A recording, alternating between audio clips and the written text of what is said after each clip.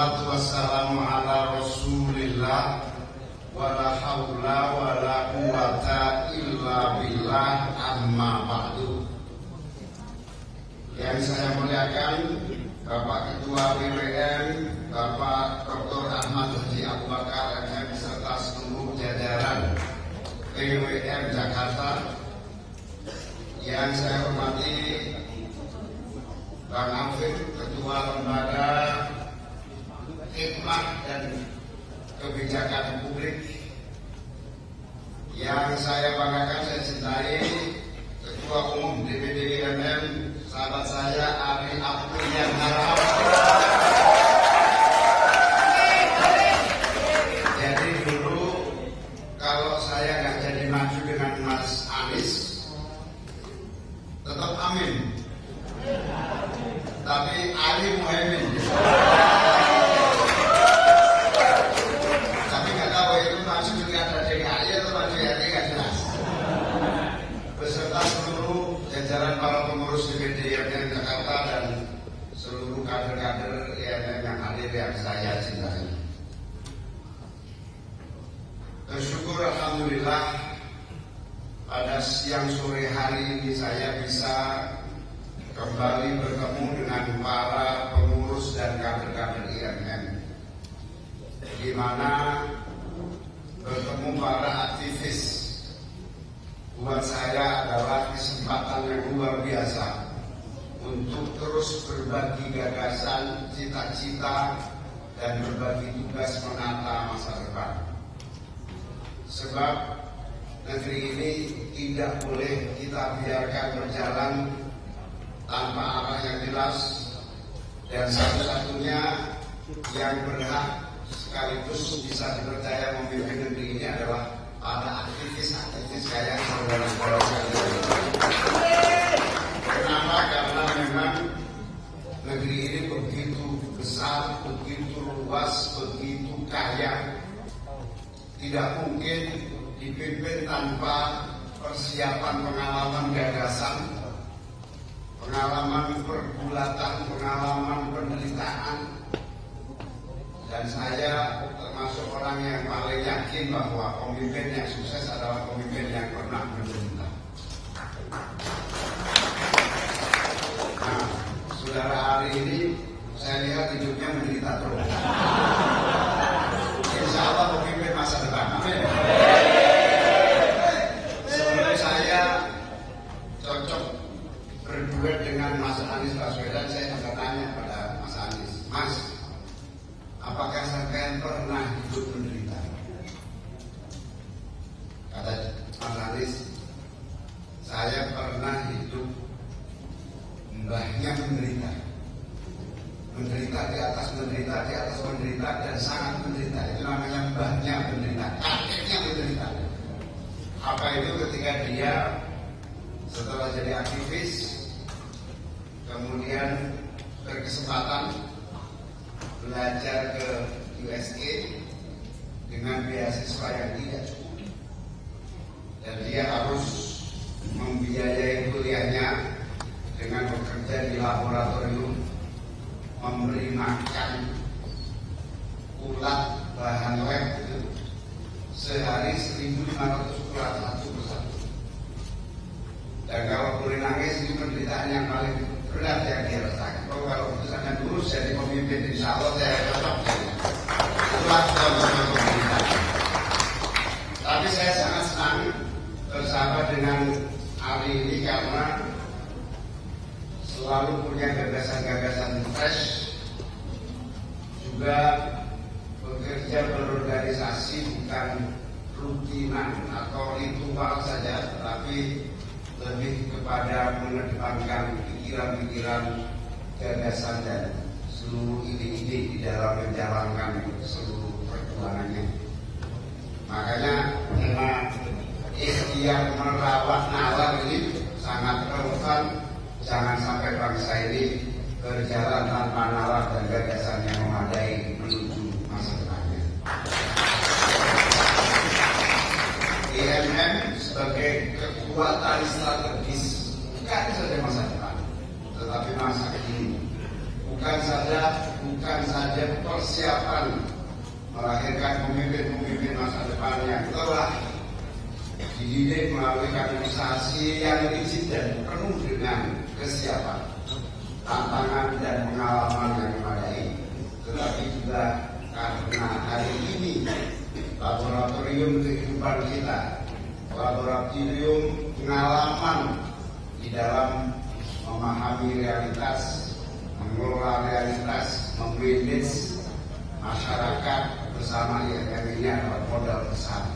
Karena itu pesan saya, pertahankan, kuatkan, dan sempurnakan terus sistem kaderisasi IMM dan menjadilah aktivis IMM yang betul-betul total untuk menyiapkan diri menjadi pemimpin bangsa di masa depan. Amin. Disitulah saya alhamdulillah jodoh sama hari ini. Biasanya saya itu di daerah, tapi tiba-tiba dia WA, hari ini jam sekian, sudah sangat pesimis kalau nggak bisa minimal diwakilkan. Alhamdulillah hari ini saya acara di Jakarta dan bisa menyisakan beberapa waktu untuk bertemu dengan sahabat-sahabat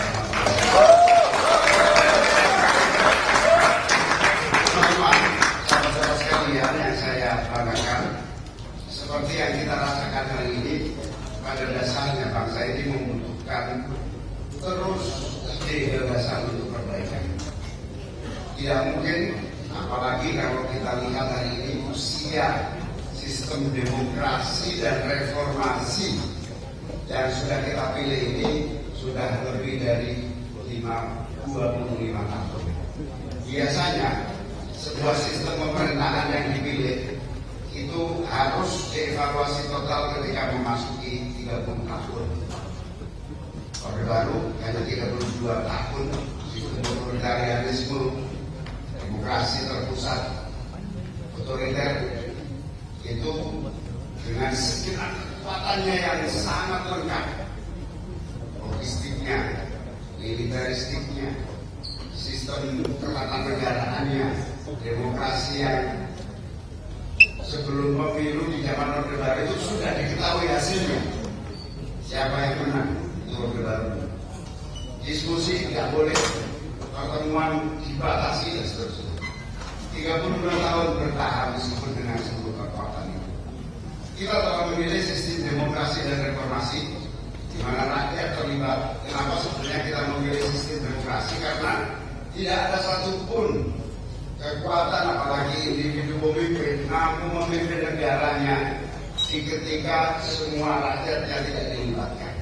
Itulah kemudian kerajaan dihapus menjadi demokrasi karena seorang raja tidak akan mampu lagi mengelola negara yang begitu kompleks. Satu-satunya cara agar negara bisa terkelola dengan baik dan efektif adalah melalui sistem demokrasi. Reformasi kita pilih untuk menjalankan demokrasi ini dan alhamdulillah 25 tahun berlangsung lebih sudah, sebentar lagi 30 tahun, yang itu artinya kita telah berhasil melampaui berbagai tantangan. Meskipun kita juga waspada, hari ini telah terjadi yang disebut sebagai demokrasi mengalami masa penurunan dan masa kesulitan. Salah satu indikator demokrasi atau reformasi biasanya sama dengan sistem yang lain. Kalau sudah korup, yang kedua kalau sudah KKN yang merajalela, yang ketiga kalau sistem ketatanegaraan dan pemerintahannya tidak berjalan menjadi equal atau balancing powernya tidak terjadi, atau biasanya kalau lembaga negara memakan lembaga negara, yang mengawasi dan yang diawasi bukan menjadi fungsi masing-masing. Kalau yang mengawasi dan yang diawasi itu sama-sama saling memakan. Nah terakhir ada yang tukang korupsi diperiksa oleh pemeriksa korupsi, tapi pemeriksa korupsi juga melakukan korupsi. Itu artinya sistem juga sedang mengalami tanda tanya besar. Tugas kita mengevaluasi total sistem ini agar apa?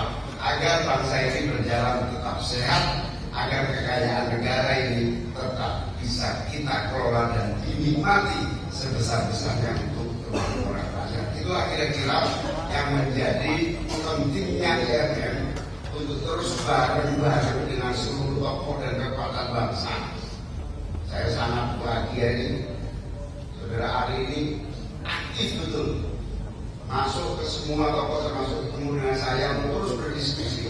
Itu membuktikan IMM tidak pernah putus dari persoalan yang dihadapi bangsanya untuk ikut bersama-sama mengatasi masalah masyarakat dan bangsanya. DPR memberikan solusi, memberikan jalan, memberikan ide. Karena itu kalau sekedar ketua umum IMM sangat layak, apalagi ketua IMM. Insya Allah ketua DPR yang itu layak. Itulah yang disebut aktivis, itulah yang disebut aktivisme, itulah yang disebut keterikatan langsung mahasiswa di dalam mendeteksi persoalan, mengelola tantangan, memberi masukan dan memimpin perubahan. Saya terima kasih semangat IMM yang begitu menggelora ini menjadikan saya optimis. Sebab Alkisah begini, Alkisah suatu hari nanti ketika rakyat Palestina sudah terusir semuanya dari negerinya, ini Alkisah. Itu artinya lonceng kiamat akan datang. Ini mulai tanda-tanda Palestina mulai tergusur dan seperti kiamat sebenarnya. Tapi ada kabar baik.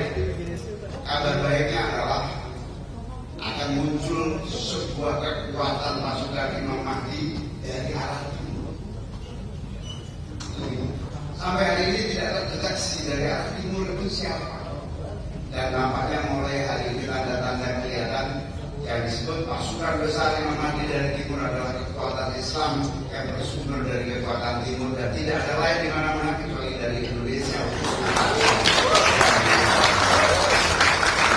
Ini Alkisah ini real karena kita lihat seluruh negara-negara Islam Timur Tengah mampu membantu saudara. Seluruh belahan dunia Islam tidak berbeda. Barangkali Indonesia dengan kekuatan umat Islam yang terbanyak di dunia ini sudah terbanyak jumlahnya, paling alim dalam bidang agamanya, kajian-kajian yang mendalam.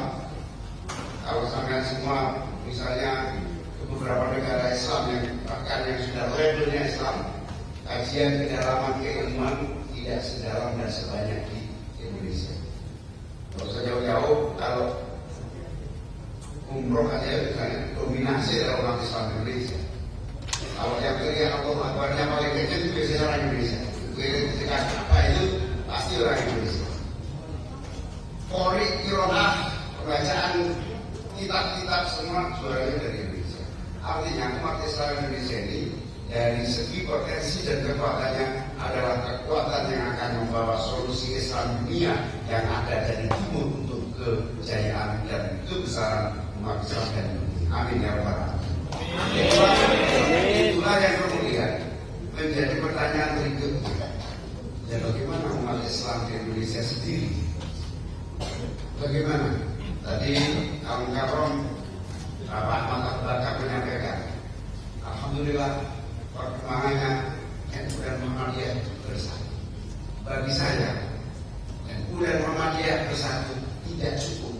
Yang lebih jauh dari itu adalah bagaimana NU dan Muhammadiyah serta umat Islam menjadi solusi Indonesia bangkit dan maju sekaligus mengatasi persoalan umat Islam di berbagai belahan dunia.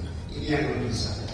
Oleh karena itu saya sangat bersyukur juga apa yang disampaikan oleh Abu Bakar tadi. Kemajuan hubungan NU dan Muhammadiyah yang sudah sangat dialogis, yang sudah sangat produktif harus lebih besar lagi, yaitu kemajuan umat Islam Indonesia mengatasi seluruh tantangan. Sobat-sobat sekalian, teman-teman semua, para aktivis IMM yang saya banggakan, Indonesia itu sangat kaya. Kalau kita bisa mengatasi problem dengan cepat bangsa ini, bangsanya akan cepat menjadi bangsa yang kaya. Sumber daya alam kita, nikel, emas, bara, manaan, tembaga, emas, perak, minyak gas, luar biasa kaya. Tapi manajemen dari seluruh pengelolaan ini membutuhkan tangan-tangan yang jujur, cerdas, dan kokoh. Dan saya yakin para aktivis-aktivis itu kelak akan membawa kekayaan ini betul-betul menjadi kekayaan yang bisa dimanfaatkan betul untuk kemaslahatan Indonesia sebagai negara yang kaya. Karena negara ini kaya, mestinya negara ini bukan hanya maju, bukan hanya sejahtera, tetapi bangsa yang kaya ini akan bisa menolong bangsa-bangsa lainnya di dunia. Oleh karena itu umat Islam yang menjadi kekuatan bangsa ini sangat potensial menentukan perubahan cara pengelolaan negara, perubahan cara memanage sumber daya, khususnya sumber daya alam. Dan saya yakin kalau sudah ngomong sumber daya alam akan berlanjut dengan sumber daya manusia. Kalau sudah sumber daya manusia, saya yakin satu-satunya organisasi dan kekuatan pergerakan Islam yang paling sukses mengatasi dan siap menghadapi tantangan untuk melahirkan SDM-SDM yang mampu mengatasi masalah bangsanya, satu-satunya yang mampu dan siap adalah organisasi Muhammadiyah. Jadi, kalau Muhammadiyah memegang tampuk kepemimpinan, kalau Nahdlatul Ulama memegang tampuk kepemimpinan, insya Allah baik sumber daya manusia bangsa ini maupun sumber daya alam bangsa ini akan terkelola dengan sebaik-baiknya dengan maslahat untuk kemaslahatan terbesar bangsa ini, yaitu digunakan untuk kemakmuran dan kesejahteraan rakyatnya. Saya tadi nanya sama Ari, di kampusmu itu MC itu struktur ekonominya mahasiswa itu berapa persen orang kaya, berapa persen orang menengah, berapa persen orang miskin. Ternyata sama dengan perguruan tinggi pada umumnya. Mayoritas itu maksimal menengah ke bawah. Ya bukan hanya ya Universitas Muhammadiyah, hampir seluruh warga bangsa ini, seluruh sumber daya kekayaan ini diemban dengan jumlah penduduknya. Kira-kira hanya 100 orang bangsa ini menguasai 85% kekayaan alam negara ini. Sementara 15% kekayaan alam negara ini dinikmati oleh lebih dari 250 juta penduduk lainnya. Ini yang disebut ketimpangan dan ketidakadilan. Oleh karena itu nilai keadilan, saya senang sekali meskipun saya baru menghafalkan dikit-dikit. Mas kan tadi salah satu nilai utama adalah keadilan dan kemakmuran yang menjadi perjuangan untuk kita wujudkan di Indonesia. Para aktivis yang saya banggakan, Ari dan teman-teman para pengurus, dengan realitas seperti itu masa depan kita sangat cerah. Masa depan kita sangat cerah karena 3 hal. Yang pertama, para aktivis khusus saya dan kita semua gerakan-gerakan Islam di Indonesia punya gagasan, punya ide, punya nilai, punya ajaran, punya ideologi yang kalau di total rangkanya paling siap mengatasi dan mengelola negeri ini menjadi negeri yang paling maju. Amin. Konsepnya ada, bahkan sudah sampai pada wilayah bukan hanya nilai, tetapi juga teori-teori merubah dan memperbaiki umat dan masyarakat. Ini kekayaan yang modal utamanya.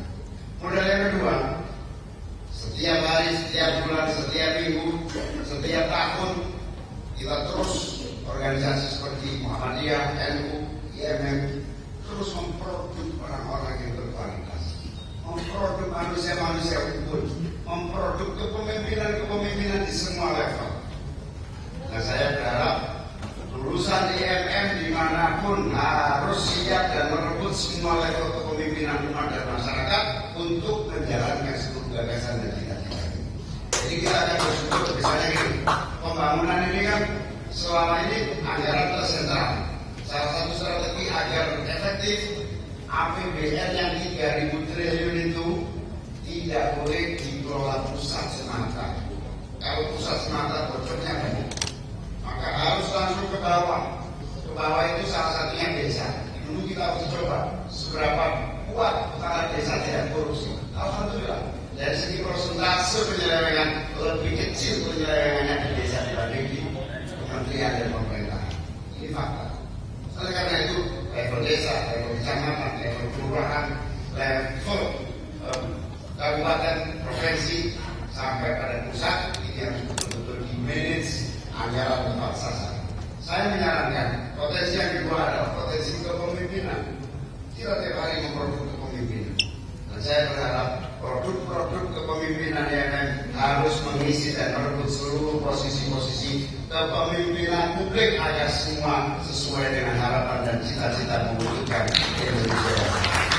Minimal, urusan INM itu minimal jadi kepala desa. Kenapa? Jangan meremehkan kepala desa. Kepala desa hari ini anggarannya akan besar. Hari ini sudah berhasil kita naikkan sampai 2 miliar per desa. Ke depan 5 miliar per desa. Ke depannya lagi 10 miliar per desa. Kalau ini dikelola oleh orang yang bertanggung jawab, punya gagasan, punya ide, insya Allah dalam waktu singkat desa akan makmur dan sejahtera untuk kemajuan rakyat.